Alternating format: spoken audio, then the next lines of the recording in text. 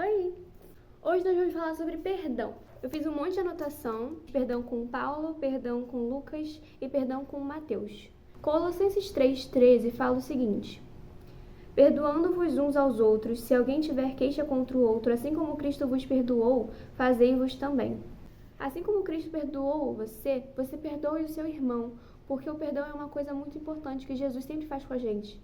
Cada vez que nós pecamos contra ele, nós estamos nos traindo.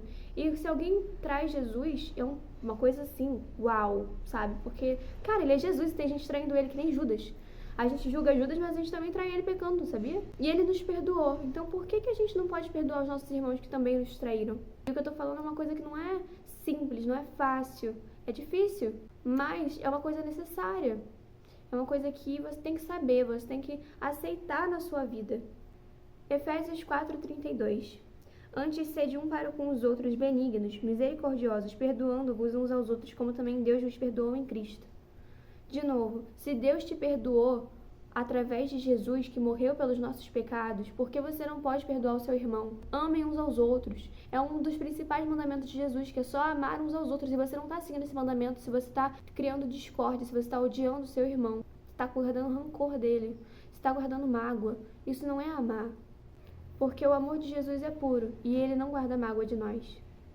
Outra coisa, diz aqui em Romanos 12,19: não vos vingueis a vós mesmos, mas dai lugar à ira, porque está escrito: minha é a vingança, eu retribuirei, diz o Senhor. A vingança é de Deus, não é sua. Não é o seu papel você fazer uma vingança com alguém. Não é o seu papel você julgar a pessoa. Não é seu papel.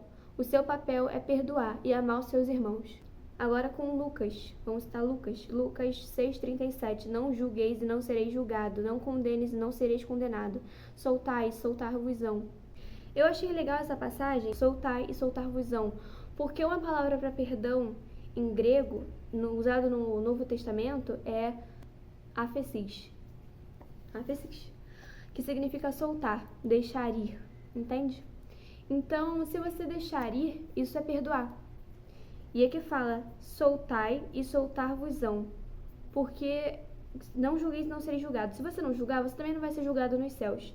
Se você não condenar, você também não vai ser condenado nos céus. Se você soltar aqui na terra, soltar quem te magoou, você também vai ser solto no céu. Tem uma oração que faz em Lucas 11,4, que diz assim: perdoai os nossos pecados assim como nós perdoamos a quem nos tem ofendido. Ou na versão de outras pessoas, como está na minha Bíblia, perdoa-nos os nossos pecados, pois também nós perdoamos a todos o que nos deve. Isso está em Lucas 11,4.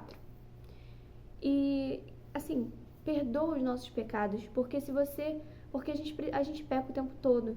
Mas aqui diz: pois também nós perdoamos a todo o que nos deve. Você tem que perdoar quem te deve para você ser perdoado.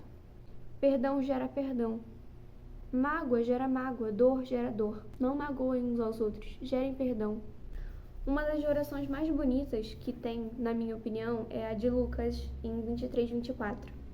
Pai, perdoa-lhes porque não sabem o que fazem. As pessoas não têm consciência do que estão fazendo na maior parte do tempo.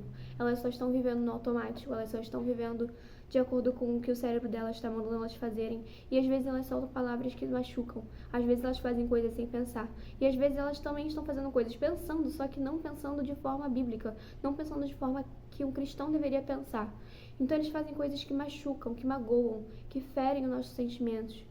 Mas eles não sabem o que estão fazendo, porque se estivessem com Deus, eles não estariam fazendo isso. E qualquer pessoa que está longe de Deus está longe da graça. E qualquer um que esteja longe da graça está amaldiçoado.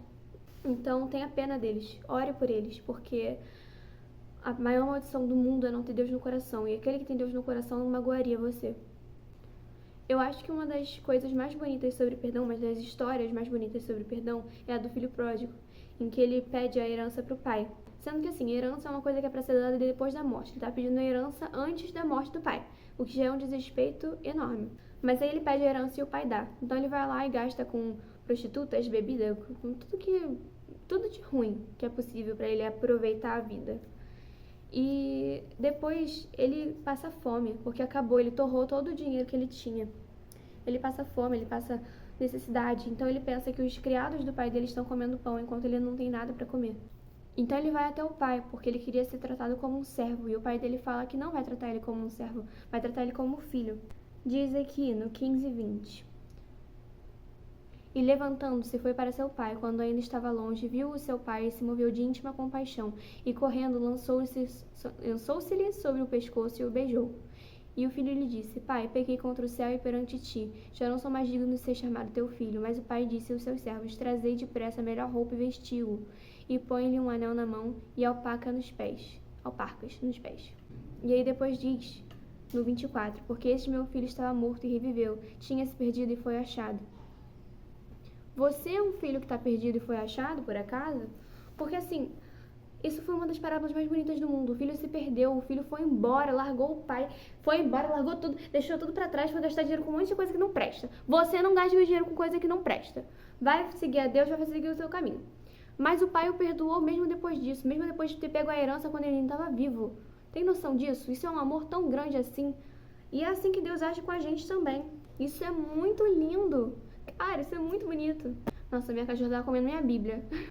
Se você fala que perdoa a pessoa, mas fala assim, não quero nem olhar pra cara dela, você não perdoou. Se você fala que perdoa, mas aí depois fala que se passar na sua frente você nem fala com a pessoa, você não perdoou. Porque perdão é você deixar toda a mágoa de lado, deixar todo o passado de lado. E isso é uma coisa muito complicada. É uma coisa muito difícil, porque às vezes o que as pessoas fazem nos magoa de uma forma tão grande que não tem como a gente perdoar. Pelo menos é o que a gente pensa, porque na verdade tem como sim. O amor é uma escolha, certo? O perdão também é uma escolha. O perdão é você escolher, deixar aquilo pra lá, saber que a pessoa se arrepende ou saber que você sabe que ela vai se arrepender no futuro, porque Deus vai dar o julgamento dela, Deus vai trazer um julgamento sobre o que ela fez contra você e não vai ser uma coisa muito boa, pode acreditar. Então você deve se compadecer dela, deve ter pena dela sobre o julgamento que vão ter dessa pessoa no futuro. Você deve perdoá-la, porque com o seu perdão vem o perdão de Deus também sobre a vida dela. E é isso que nós queremos, que nós amemos os irmãos. E se você não perdoa, você não vai estar amando o seu irmão, entende? Tá, mas quantas vezes eu tenho que perdoar a pessoa que comete o mesmo erro 500 milhões de vezes? A pessoa já fez um monte de coisa contra mim, o tempo todo ela faz alguma coisa. Bom, em Mateus 18, 21 e 22 fala o seguinte: Senhor, até quantas vezes pecará o meu irmão contra mim e eu lhe perdoarei? Até 7? Jesus lhe disse: Não te digo que até 7, mas até 77 vezes. Jesus perdoa todas as vezes. Você deve perdoar também. E eu sei que é difícil, não é uma coisa fácil. O perdão não vem assim de graça. Leva tempo para ser o perdão verdadeiro. Mas é necessário. E você sabe disso. Deus está com você, Deus está te perdoando. Então por que você não perdoa o seu irmão, entende? Você deve perdoar. Por mais difícil que pareça, por mais que ele te odeie, por mais que ele não peça o seu perdão, você deve perdoá-lo. Sempre. Agora eu quero que você pense em uma pessoa que não te pediu perdão e ore por ela. Porque a oração é uma coisa muito importante. Você pode não ter perdoado agora, pode não ter perdoado com esse vídeo, pode ser que esse vídeo nem te faça refletir sobre nada. Mas eu quero que você ore por essa pessoa. Porque eu sei que vai ser o início de um passo para o perdão. Orar pela pessoa. E desejar coisas boas para a vida dela, desejar que ela seja curada, para que ela tenha Deus no coração.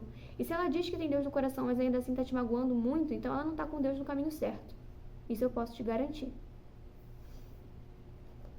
Depois eu quero que você pense em uma pessoa que você sabe que pediu perdão, mas você não perdoou. E você agora vai orar para que você possa perdoá-la. Vai orar por ela agora e vai orar por você. Porque você tem que orar no coração, falar assim: Deus, me ajuda a perdoá-la. Porque é isso que Deus quer, que nós perdoemos uns aos outros, assim como nós nos amamos. Que devemos amar os irmãos. E se Deus não ama dessa forma, por que você vai amar assim? Sabe, com esse amor de ódio? Porque isso não é amor de verdade. Amor genuíno não faz com que você fique com rancor da pessoa. Faz com que você a ame e você a proteja do mal. Então ore. Faça essa oração depois que assistir esse vídeo. Eu te peço, por favor. É isso, gente. Amém, irmãos? Tenham um bom dia, uma boa tarde nesse calor que tá aqui agora. E eu me despeço falando: leiam a Bíblia, porque é uma coisa muito importante também. E é isso, gente. Beijos!